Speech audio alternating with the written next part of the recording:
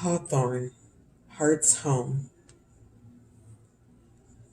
Hawthorn remembers a time when local gods watched over knolls and wells, frolicking and making mischief in her branches. She remembers her limbs hung with strands of beads glittering in the sun and scraps of fabric fluttering in the wind like prayer flags, offerings to the land itself and to the gods, who kept alive the vital conduit between spirit and matter. Those days are mostly past, but Hawthorn holds the portals open, knowing these interconnections provide true nourishment to keep the heart whole. If Hawthorn appears for you, strengthen your heart and guard it from homesickness by tending the connections between the spirit realms and material world. Ritual. Anchoring the land. Many landscapes around the globe lost their genus loci, or spirit of place, when natural landmarks were removed to make way for roads, buildings, and other human endeavors. You can reanimate the genus loci in the landscapes you call home with a simple visualization. Do it as often as you feel called. Begin by either walking or imagining the boundaries of your space, whether you define it as your land, your neighborhood, your house, or the contours of your 5th floor apartment. When you have a clear idea of the breadth of space you're anchoring, identify the umbilicus, the physical and energetic center of that space. From this spot, imagine a golden cord dropping into the earth, sinking until it roots itself into the molten core at the earth's center. Feel the vibrancy, the aliveness of this connection. Next, send a silver cord from the same central point up to the heavens, allowing the energies of moonlight and starshine to infuse your space with light and peace. Your space is now anchored to earth and sky, a part of the larger whole. Reflection. Connecting to home. In times past, you wouldn't have wandered terribly far from the place where you were born and raised. The world is different now, and you have the glorious opportunity to call many places home. And yet, your heart sometimes longs for a landscape vastly different from the one in which you find yourself. If the answer to the following questions is no, use the ritual to connect. Are you connected to the place where you live? Can your heart call it home? Can you feel the gentle pulses of the earth?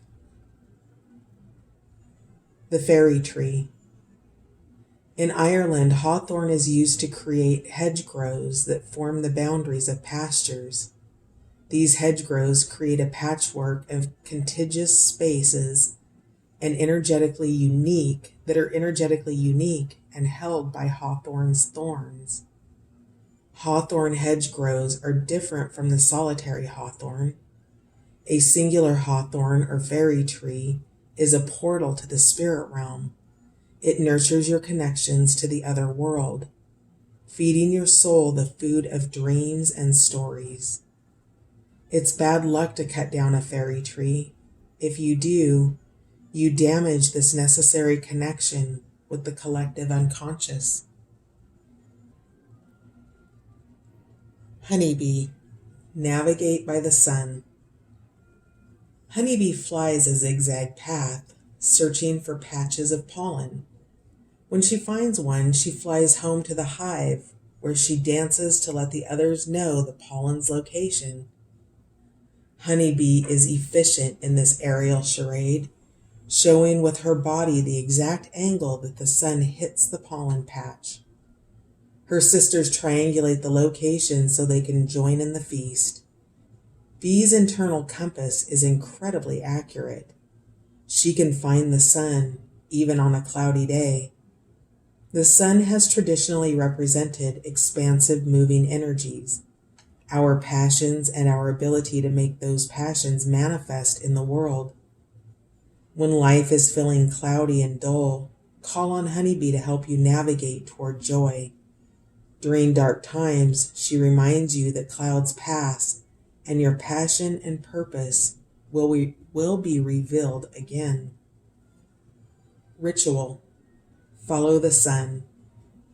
Honeybee is a creature of sunlight and reminds us of the importance of following the sun, feeling into its rhythm and remembering the cycle of the seasons. As we move between the solstices, the angle of the sun changes. Honeybee knows this instinctively. Dedicate some time to following the sun to get yourself more deeply aligned with your inner compass. Note where on the horizon the sun rises and where it sets. This is a beautiful way to begin and end your days, reminding yourself that you too are a child of the sun and of the earth. If you're able, add a midday moment with the sun. Without looking directly at it, notice how high it is in the sky. You can use a tree as a measuring rod, noting how high or low the sun sits at various times of the year. If you track your observations in your calendar or date book, you'll begin to understand the cycles and rhythms of the sun's motions. Far away, there in the sunshine, are my highest aspirations. I may not reach them, but I can look up and see their beauty, believe in them, and try to follow where they lead. Louisa May Alcott. Reflection. Honeybee lessons. 2.5 million years ago, our ancestors' brains suddenly grew exponentially. The human brain uses an incredible amount of glucose, which honey, as a food source, provides. Some say honeybee was a key player in our own evolution. Isn't it interesting that it's our big brains that cause us to overanalyze and ruminate, two of the things most likely to put out our fire and dampen our passion? Do you overthink things and put out your inner flame? Honeybee creates a surplus of honey, her very own liquid sunshine, to get her and her hive through the winter months. How can you, like honeybee, store some of life's liquid gold so you have a little sunshine when you need it? Made of interlocking hexagons that bees build cooperatively and efficiently, a beehive is a highly organized place. There is a nursery for the little ones and rooms where the worker bees pack pollen and nectar into cells, then cap the cells with wax. Where does your life need a little extra organization? House Finch, Know Your Song. House Finch's song is so sunny and sweet that in the 1940s, a speculator tried to sell this small bird as a pet, which he called the Hollywood finch, a reference to the finch's West Coast roots. The ploy was a flop, perhaps because house finch can't compete with parrot for beauty and cage appeal. Unable to sell his stash of songbirds, the speculator released house finch and friends on Long Island, and from there they quickly spread to bird feeders across the United States. If you, like Finch, have ever been deemed not enough, remember this is exactly how House Finch escaped his gilded cage. Despite being judged as not enough, Finch still sings like a star. You too have a strength, a song. Do you know what it is? Ritual. What thought forms keep you from flying?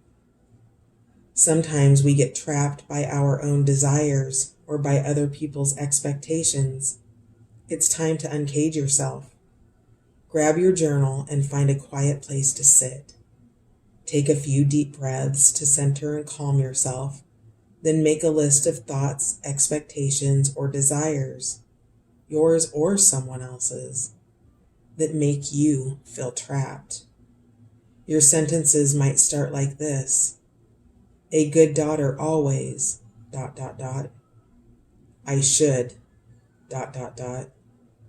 It's important too. My grandma, mother, father, boss, insert person, will be disappointed if ...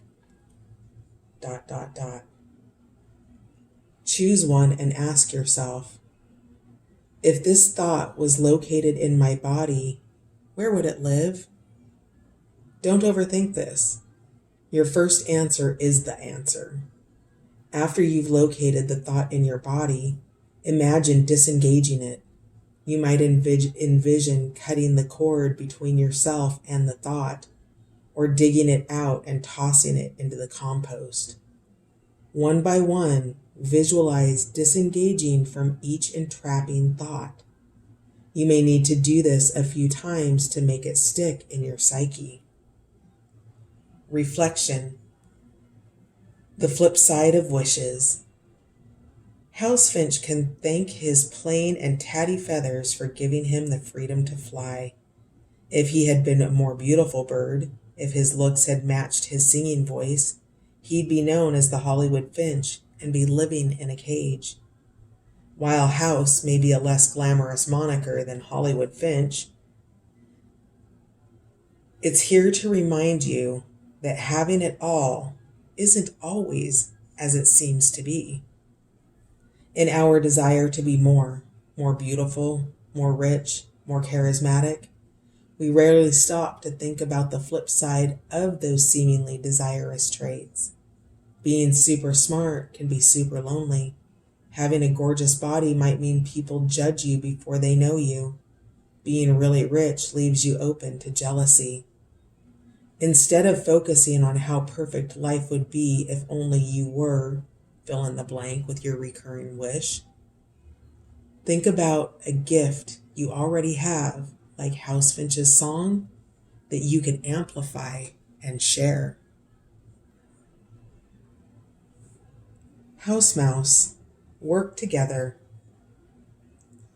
Mouse is unobtrusive, slipping between cracks and scurrying behind walls. We notice her by the destruction she leaves behind: chewed wires and ruined books, food made inedible to us by her munching. Mouse churns through paper at an enviable rate, destroying in hours what it took years to create. That's because Mouse rarely goes it alone. She has help. Mouse breeds prolifically. Where there is one, there are sure to be more. And once you have not mouse, but mice, it's mind-boggling what havoc these small creatures can wreak. Work together, Mouse advises. You don't have to be big to be mighty. Ritual. Get organized. If you've ever had a mouse infestation, you know just how destructive little mouse can be. When you're aware of her presence, you keep dry goods in glass jars and tuck cookies into the oven instead of leaving them out on the countertop. Papers are properly filed instead of left in open boxes in the attic, and grass seed is stored in bins instead of bags. Once your home is yours again, slowly but surely you lose the habits that kept Mouse at bay, and the cycle begins again.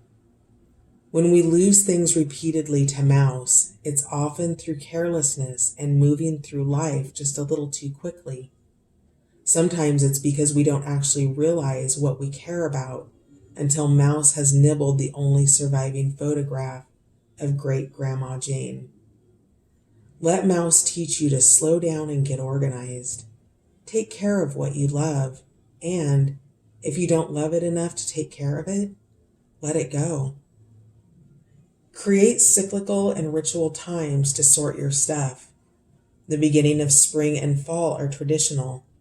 Use this as an opportunity to clear out clutter, get organized, and rescue Great Grandma Jane's photo from the box in the basement.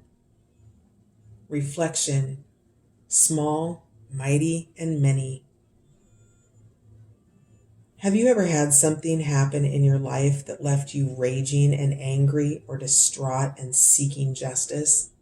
Have you wanted to go in big and make a scene? Or to stealthily get revenge? Maybe you've thought to call in an animal energy, venomous snake slithering like an assassin in the night, or perhaps a tiger to rip and rend. What would happen if, instead, you called on Mouse? Step into Mouse Mind. Remember what it feels like to be small. Not small and powerless, but small enough to slip through cracks and fit under doors. To know the might of steadily chewing through pipes and stacks of paper, of carrying the tiniest germ of destruction. When we are hurt or wounded, we often want to go in big. We want to roar. But what if instead we create an insistent and persistent army? What if Mouse were the totem of the mighty? What would it feel like to use Mouse's medicine and go in small? Human, remember forgetting. Someday, when the animals gather to tell the tales of being, they will say, "Remember when humans went through the great forgetting? They forgot they were one of us.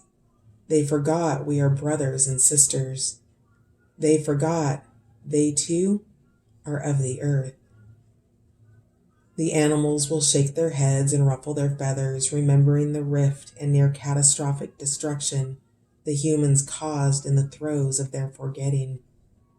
Even now, humans know there is something missing, something lost. We live our lives with a nagging nostalgia, a longing for something we can't quite name. What is it that you're forgetting? Ritual. Create a council. Humans tend to be Homo sapien centric, looking at the world primarily through the lens of human need. What happens if you widen your point of view? Choose 3 animal spirits as your council of advisors. These could be animals with whom you already feel a kinship, or you could select them by using the cards that come with this book. Now, use free writing to channel each animal's perspective. Grab your notebook or journal. Set a timer for 10 minutes. Begin with this prompt. This is, insert your animal advisor. While you humans are ingenious and creative, you don't always see the big picture. Here's what you are missing. Start writing and don't stop until the timer goes off. You'll probably feel silly or lost for the first few minutes. You may even feel like you're just making things up. That's okay. It takes a little time to sink into the flow. Keep writing. At a certain point, your ego will step aside and let the magic happen. Do this with each of your animals and return to this technique when you need advice and guidance. Reflection. What makes us human? Over the centuries, many great thinkers have written about what defines a human. Is it that we use tools? That we create language? Is it our ability to debate philosophy and morality? Are humans defined by our ingenuity or our destructiveness? Is the ability to love a defining human trait? What makes humans human? In the Western tradition, there is a recognized hierarchy of beings, with, of course, the human being on top, the pinnacle of evolution, the darling of creation, and the plants at the bottom. But in native ways of knowing, human people are often referred to as the younger brothers of creation. Robin Wall Kimmerer, Braiding Sweetgrass.